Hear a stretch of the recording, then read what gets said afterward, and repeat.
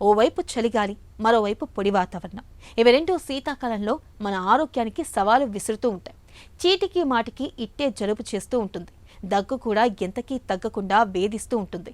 ఇక చర్మానికి సమస్యల తాకిడి పెరుగుతూ ఉంటుంది. శ్వాసకోశ సమస్యలు కూడా ఎక్కువగానే వేధిస్తూ ఉంటాయి. ఒంట్లో కీళ్లన్నీ బిగుసుకుపోయి ఒకటే నొప్పులు పెడుతూ ఉంటాయి. మరి ఈ ఇబ్బందుల్ని తట్టుకోవడం ఎలా? చలికాలంలో ఆరోగ్య రక్షణ కోసం తీసుకోవాల్సిన జాగ్రత్తల గురించి ఇప్పుడు తెలుసుకుందాం.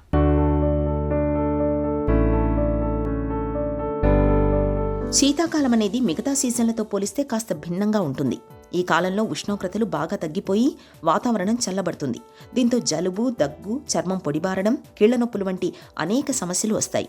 వీటి బారి నుంచి తప్పించుకోవాలంటే శీతాకాలమంతా కొన్ని జాగ్రత్తలు పాటించాలి. శీతాకాలంలో శరీరం వెచ్చగా ఉండాలంటే మందమైన దుస్తులు ధరించాలి. కాటన్ దుస్తుల్ని కాకుండా ఉన్ని, సింథటిక్ ఫ్యాబ్రిక్కి ప్రాధాన్యం ఇవ్వాలి. బయటకు వెళ్ళినప్పుడు టోపీ, కాళ్లకు సాక్స్, చేతులకు గ్లౌస్ ధరిస్తే మంచిది. రాత్రిళ్లు మందమైన దుప్పట్లు, రగ్గులను కప్పుకుంటే వెచ్చగా ఉండి హాయిగా నిద్రపడుతుంది. ఈ కాలంలో శరీర ఉష్ణోగ్రత కూడా తగ్గిపోతుంది. కాబట్టి పౌష్టికాహారాన్ని అప్పటికప్పుడు వండుకొని వేడివేడిగా తినాలి.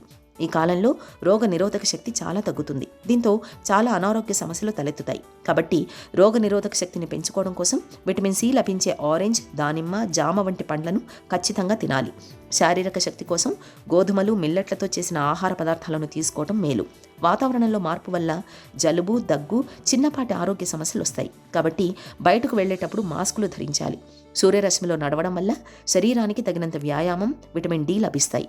ఇంట్లోనే యోగా, ప్రాణాయామం, తేలికపాటి వ్యాయామాలు చేయడం మరీ మంచిది. ఇవి శరీరాన్ని చురుకుగా ఉంచుతాయి. చలికాలంలో చర్మం పొడిబారుతుంది. దీన్ని నివారించడానికి ప్రతిరోజు గోరువెచ్చటి నీటితో స్నానం చేయాలి. ఆ తర్వాత చర్మానికి, బాడీకి మాయిశ్చరైజర్ లేదా నూనె రాసుకోవాలి. ఈ కాలంలో దాహం తక్కువగా ఉంటుంది. అయినా చర్మం తాజాగా ఉండడం కోసం తప్పనిసరిగా తగినన్ని నీళ్లు తాగాలి. వారానికి 2 సార్లైనా కొబ్బరి నూనెతో మసాజ్ చేయించుకుంటే జుట్టు పొడిబారకుండా ఉంటుంది. ఇంటి తలుపులు, కిటికీలు రోజంతా మూసేస్తే తేమతో పాటు బ్యాక్టీరియా పెరుగుతుంది. అందుకే అప్పుడప్పుడు గాలి వచ్చేలా కిటికీలు తెరవాలి. గోడలు, నేల తడిగా ఉంటే ఫంగస్ పెరిగే అవకాశం ఉంటుంది. కాబట్టి ఇంట్లో గదులు ఎప్పుడూ పొడిగా ఉండేలా చూసుకోవాలి. ఈ జాగ్రత్తలు చలి సీజన్లో మన ఆరోగ్యాన్ని భద్రంగా కాపాడతాయి.